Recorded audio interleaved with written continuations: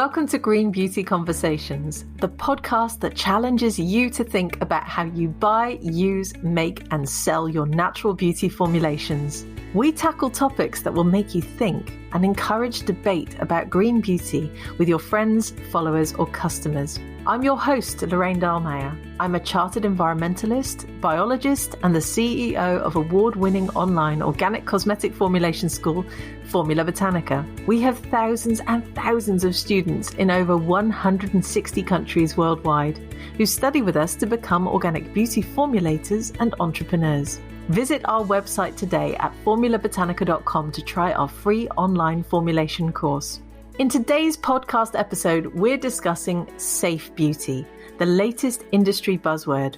I think it's safe to say that the recent emergence of this new term, safe beauty, led to a number of outbursts, mainly from me, within the Formula Botanica team, as we were fairly horrified that several industry players thought that this was a sensible way to capitalize on the COVID-19 pandemic. So that's what we'll be exploring in today's fairly controversial podcast.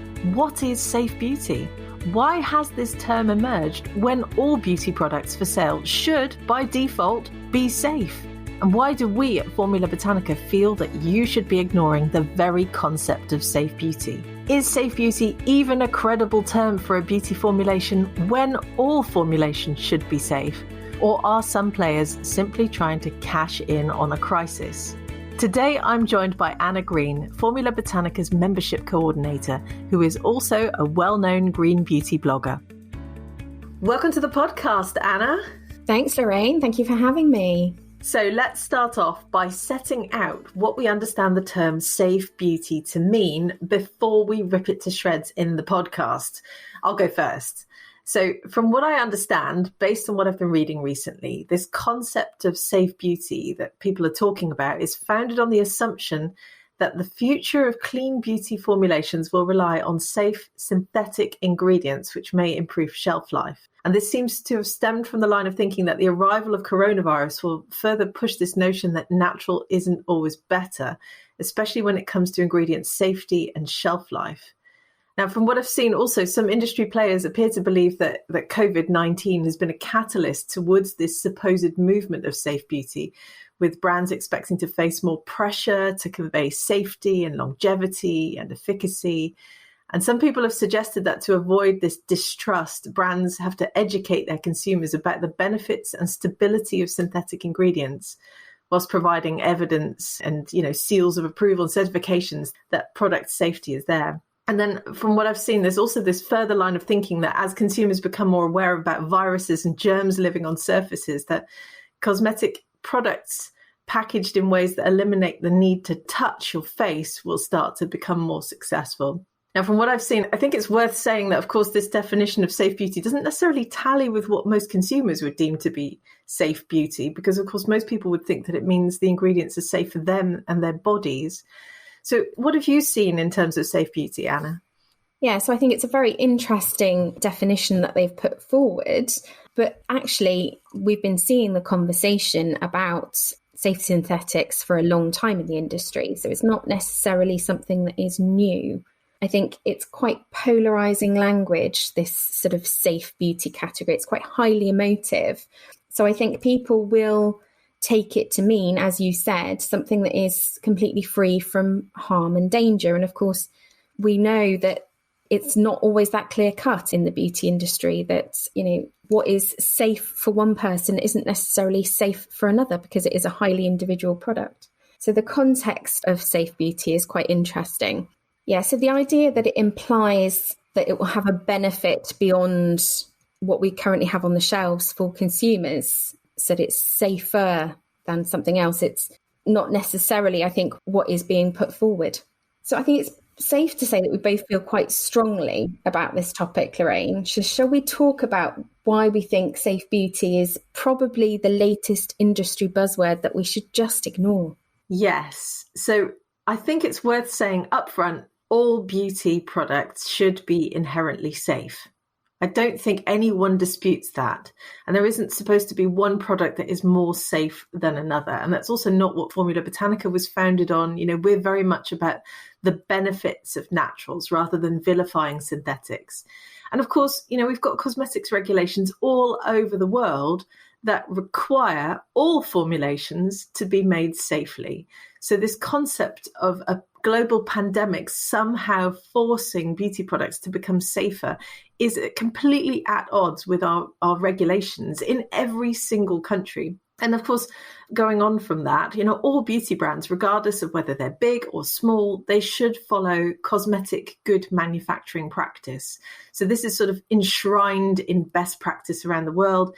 Every single beauty brand should follow GMP, good manufacturing practice, which sets out that, there are sets of processes and systems and requirements that you embed in your operations to make sure that the products you make are safe. Safe in terms of how you store the ingredients, how you manufacture, safe in terms of everything you do from start to finish. And this is the absolute minimum requirement. So this concept of there suddenly being a movement towards something that's inherently safer is, as I said, completely at odds with the regulations. I think it's also worth pointing out that clean and natural and safe, these terms aren't mutually exclusive. You can still have a natural formulation that is safe. You can still have a clean formulation that is safe. And I think the question really is, what does clean beauty mean? And we recorded a podcast on this several months ago where we redefined this concept of clean beauty. And I really do encourage everyone to go and listen to it again, because, clean beauty effectively is also hygienic beauty. If you go to the thesaurus and you look up the word clean, you will literally see the word hygienic in front of you. And clean beauty should also be made under good manufacturing practice conditions, which, as I said, is the baseline default. It should be compliant with ISO standards in terms of good manufacturing practice. It should be properly and fully tested, and it should be made by a formulator who is proud of preservation. So I think when you put those things together, I think this whole concept of there being this latest industry buzzword around safe beauty, it's just a non-issue. We shouldn't even be talking about it. I absolutely agree. And I think it's worth mentioning as well that, like you said, that rules and regulations exist around the world. They do vary from country to country, which I think is confusing for consumers. And I think the industry does play on that sometimes as well. But as a whole, the industry is regulated for safety, and it's an ongoing process. So those processes will be reviewed and changed as we get new information about ingredients. And as new ingredients emerge, they get swapped over sometimes in formulations. Yeah. Do you think the COVID-19 pandemic has given us cause to create a whole new beauty segment then? No, absolutely not. We do not need a whole new beauty segment. We don't need any more beauty buzzwords to confuse consumers. I think consumers are already confused enough in the beauty space. In fact, what I think people really need in a COVID pandemic is for the industry to be reassuring, and they need to see some unity from the industry rather than trying to sort of play segments of the industry off against each other. I think we've had enough of that already. Yes. We've seen some wonderful initiatives from the industry during the COVID-19 pandemic, such as lots of beauty brands donating to key workers to ensure that they've got products, and, brands that didn't previously make hand sanitizers, for example, putting their resources into creating something that is in demand. And I think that's wonderful. The industry should be proud of and highlight some of the amazing products in the hand care category that, should shine in this moment, but we don't need a new beauty category for that to happen. Yeah, I completely agree with you. Absolutely. We don't need more confusion for consumers. So why do you think some of the industry players are trying to shift us from natural, clean beauty to this category of safe beauty? I've been thinking about this quite a lot, and I found it fascinating to watch some fairly big players try to claim that the conversation is shifting from natural and clean to safe, when that doesn't seem to be what the statistics are telling us. Now, I looked at Mintel, who've also been talking about safe beauty recently, and they said that 1 in 10 people feel that clean beauty products expire too quickly. But that suggests that the overwhelming majority of people, i.e. 90%, feel that clean beauty is the way forward and that they can work with the shorter expiry dates that you get from natural ingredients.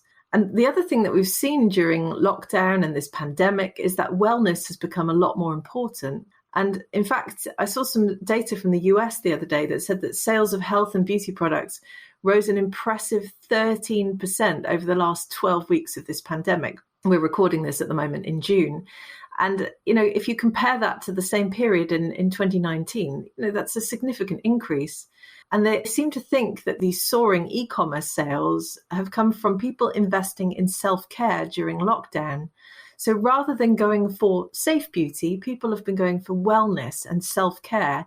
So I find it really interesting that people are talking about this safe beauty segment when actually it seems to totally be missing the point and not reading the room at all. Now, there's been a lot of anger and upset about this concept of clean beauty over the years. And that's, of course, because the opposite of clean implies that mainstream cosmetics are dirty. And as I said earlier, that's not what Formula Botanica stands for. It's not what we believe. And the point is that many people seem to have missed that clean beauty effectively embraces this concept of wellness as well as safety. In fact, our philosophy for clean beauty encompasses 4 main points. So the first one is that we bring together these concepts of beauty and well-being, even though that is at odds with the cosmetics claims and regulations that are out there, because of course, beauty is for the outside of the skin. It isn't there to work as a pharmaceutical product or to have a profound impact on your health. But nonetheless, that's how consumers view it. So beauty and well-being need to be brought together a little bit more. And the concept of clean beauty does that. We also feel that clean beauty means transparency and ethics are brought to the forefront in this conversation about what a formulation is. Clean should also be clean for the planet as well as for people. So it also brings in this concept of green beauty. And finally, as I said earlier, clean beauty products should be safely and hygienically made. So in effect, clean beauty is safe beauty, which is why I find it so frustrating to see this conversation around safe beauty, because, clean beauty should be safe beauty. Natural beauty should be safe beauty. Synthetic beauty should be safe beauty. Whatever you want to call it, everything should be safe. So I understand, and I think it's worth pointing out that you've obviously been blogging for many, many years, Anna, and you've received a lot of questions about safety in beauty over the years. So can you tell us a little bit more about the questions you've received from people? Yeah, so I've had lots and lots of questions over the years. And what people will tend to do is they'll ask my advice, product recommendations, and I'll get a question that is something like, well, can you recommend a clean conditioner or a moisturizer with no nasties? And people tend to latch on to these marketing terms and these marketing buzzwords that are used. And of course, we know that the conversation around safety is often more nuanced than that. So I have to unpick what the consumer is actually asking me, what people actually want in their recommendations. And I have to sort of say to them, well, what hair type do you have? What is clean meaning to you? What's important to you about this concept of clean? What do you want your moisturizer to do on your skin? Basic questions like that. What is your budget? Where you want to shop? And I keep trying to bring people back and away from the buzzwords and to this idea of efficacy and individuality. We are all individuals, and there are so many products on the market that people can choose from, that if there is something that is particularly important to them, if they want to avoid, microplastics, for example, or, animal testing is something that they feel really strongly about, and they want somebody who has certified their product as not animal tested. All of those things are available to people to buy, but you have to bring people away from the buzzwords and down to the actual detail of what people want. And it's not often easy to do. Often it takes quite a few different questions to get a real idea of what people are after. Yeah, I completely agree with you. I think, people are looking for guidance on what to do. And coming back to the point, which I completely agree with, that you made earlier, this concept of bringing all these new buzzwords in is just going to cause more confusion. Now is the time for people to really, truly understand what goes into their beauty products, regardless of whether it is natural, clean or safe. Absolutely. I think the industry has a lot of work to do in terms of education. I don't think we need more words to do that. And I think often the industry creates words for itself rather than for consumers. That's just my personal opinion on it. But we've seen that there is enough terms out there already. What we need to be doing is clarifying what we mean by those terms and what that means for the consumer at the point of sale. So do you think there actually will be a consumer shift to safe beauty? I don't think so. And I really do feel that the people who've been talking about safe beauty over the last couple of weeks have really missed the trick. And as I said, they're not reading the room. I think this idea that consumer perspective will shift from clean to safe, I just totally disagree with this. I think actually consumer opinion is shifting towards sustainability. I mean, we've seen these conversations throughout lockdown and throughout the pandemic where people are saying, I hope we emerge from this with a new normal, a greener society. Let's use this opportunity where we haven't been flying and we haven't been traveling and we haven't been consuming quite so much to actually reevaluate how we live and how we work and how we consume products. And I think the beauty industry is going to start seeing more and more people talking about sustainability, talking about the ingredients that have the potential to harm the environment, the choices of packaging that are out there, the fact that we consume vast quantities of beauty products that maybe we don't need. And, low consumption beauty is something I've been talking about quite a lot on my own personal channels. And I think this is where the consumer opinion is going to start going. So no, I don't feel that we're going to see a shift towards safe beauty. Also, because I think consumers feel they've already shifted to safe beauty by embracing naturals and this concept of clean beauty. So yeah, I feel that some people aren't reading the room quite right at the moment, because as I said right at the beginning of this podcast, all beauty is safe beauty. And we should celebrate that and be proud of that rather than trying to polarize the industry further, as you just said. Absolutely. I totally agree. So I hope that you've enjoyed listening to our discussion about why safe beauty is the latest industry buzzword you should ignore. Thank you for all your input into the conversation, Anna. Lovely to have you on the podcast again. Lovely to talk to you. Thank you to Anna for joining me on our latest podcast. I hope this episode has fired you up to come and tell us on our social channels what you think. Do you think that safe beauty is a credible term, or are some industry players simply trying to play on people's fears? Would you buy a formulation labelled as safe? Is that even legal? Or do we as consumers simply expect all beauty products to be inherently safe? And do you agree with us that safe beauty is the latest industry buzzword we should all resolutely ignore and move on from?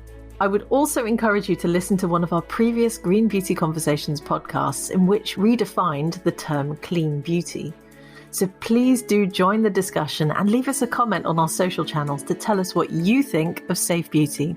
The Formula Botanica team and I love hearing from you, so come and tell us your views. Thank you for joining Anna and I for this latest podcast episode of Green Beauty Conversations, where we look at the term safe beauty and we talk about why we think it's a ridiculous concept. I hope you enjoyed it. Make sure you subscribe to our podcast on iTunes or Spotify and stay tuned for the next episode. Follow Formula Botanica at Formula Botanica on Facebook, Instagram, Twitter, YouTube, Pinterest or LinkedIn. We are everywhere. Visit our website at formulabotanica.com and sign up for our free online formulation course today.